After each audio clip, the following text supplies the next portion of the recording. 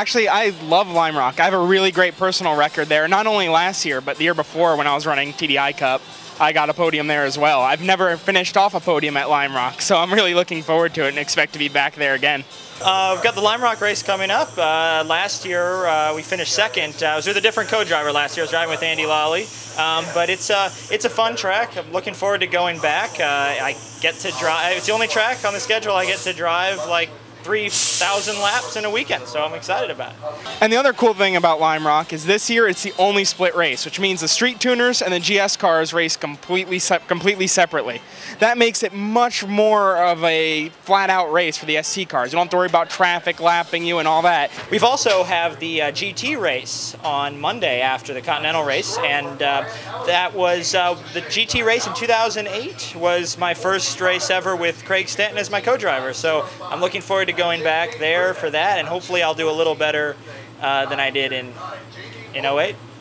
I think the track's going to provide for great racing. The prototypes, all of us in Grand-Am are so close, within a couple tenths, so it'll be very intense racing, and I think you know, with the way things go with us, it's going to be some pretty close racing, maybe a little contact. It is a short track, but it'll be a lot of fun.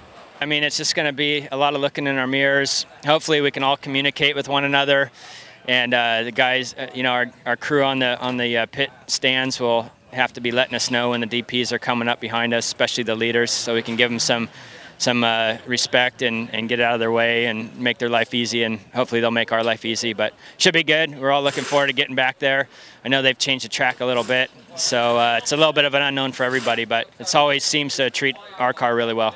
I think one of the biggest issues is going to be traffic because we have so many cars between the two classes.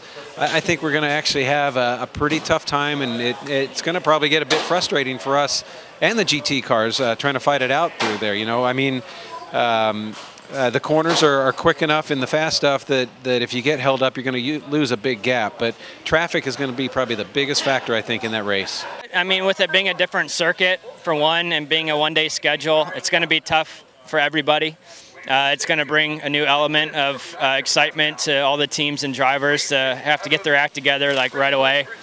And whoever can do that best and go out there and learn the track and get the setup right quickly is going to do well.